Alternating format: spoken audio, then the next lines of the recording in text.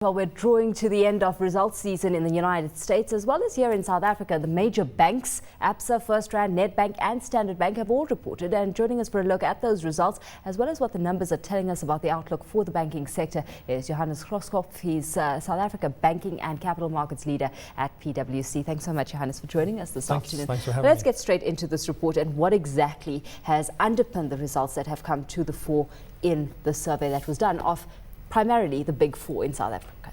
Yeah, so this is the aggregate results of the big four, and we take the banking results from those.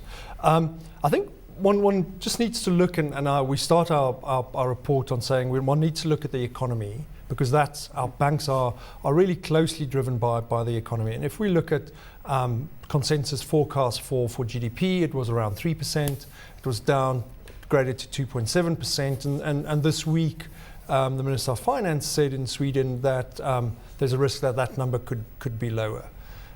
Against that backdrop, we also had Europe and a lot of turmoil in Europe and European banks doing very badly in that sense. And if we then compare them to South African banks, we've done very commendably. Headline earnings for the big fours, banking operations up 17%. And you asked the question, so what is driving that? What's driving that is net interest income. Net interest income is up considerably. Big focus on non-interest income, fees and commissions, still a focus, and then expenses, containing those expenses. So those are the elements that driving that. The other downside was impairments, and impairment provisions up quite a lot, 33%. On the previous half. And last time I was here, we talked about the debt cycle and impairment cycle, and that's probably bottomed out, and we've seen that. So bankers have started to put away a lot more provisions for those big non-performing loan portfolios that they're carrying, and we've seen an increase in impairments as a result of that.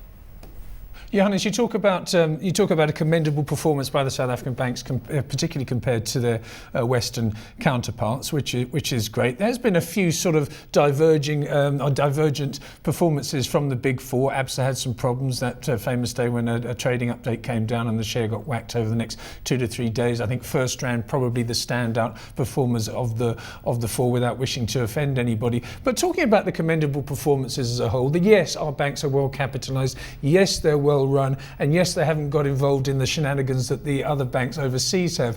But I would put it to you that perhaps if they'd had the facility to get involved in a few of those instruments that have been the downfall of the overseas banks, they might have done. I think those are long gone and well documented. I think our banks have stayed out of that.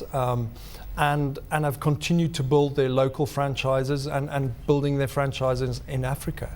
And that's where a lot of growth is seen. Africa comes with risks, but all the banks have said that they are focusing on growing their franchises in Africa. And in our report, we touch on the flows, trade flows between countries and Africa, between Africa and other emerging markets. The trade flows are increasing tremendously. So there's definite reason for underpinning that strategy. Obviously, where investment like that gets made, on the one hand, you've also got to bear in mind that operating expenses need to be curbed. Cost containment is one of the challenges you're going to have to fight in a very big way. How well are banks doing in that regard, so that the arsenal that they're building up to cater to or for impairments down the line and for regulatory requirements like Basel is actually there and sustainable? So if we look at this 6 months compared to the 6 months in 2012, so January to June 2011, the cost increased by 13%. If we compare July to December versus January to now June, the costs have only increased by 1.5%. So banks have done tremendously by curbing those costs.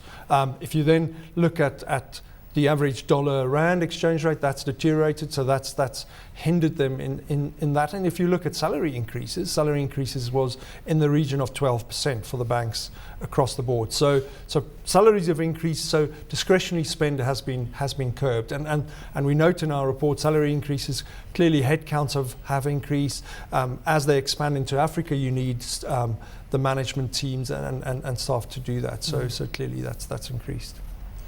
Johannes, at 1 o'clock, Alishia is going to be reporting on the retail sales numbers coming out of the South African economy, and the retail sales numbers will give us an indication of the health of the South African consumer. And thinking about the South African consumer and looking at the bank's profits and looking at the scramble for customers that has been played out in the media over the last few months, very, very aggressive campaigns. How much more is there in South Africa? How many more people are unbanked or underbanked? I mean, it's almost like a cell phone company. I mean, how many cell phones can you have? Are we getting close to the point where, you know, the roast is no longer dripping, and that's why a pan-African strategy might become important for earnings?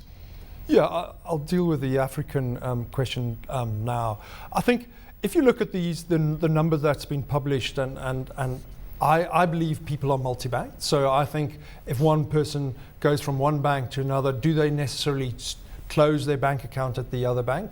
I'm not so sure. So I think the numbers that we're seeing, are they all migrants or new bankers, new people being banked? I don't think so. I think there are a lot of people being banked. Banks are doing a lot to reach out to the communities. Different strategies employed by the banks to affect that. But you're right. I think we have a finite number of people in the country. I think you'll make a lot of money if you know exactly how many more people can be reached, and therefore banks are looking to other markets to grow. But I think there's a lot to be said around efficiencies, more efficient back offices, more efficient ways of targeting customers, engaging with customers, and that's why we've seen technology being used a lot more, because that can be a lot more efficient and rolled out more succinctly across a wide network. Well, Johannes, a pleasure chatting to you this afternoon. Thanks so much for joining us. Johannes Grosskopf is a South Africa banking and capital markets leader over at PwC.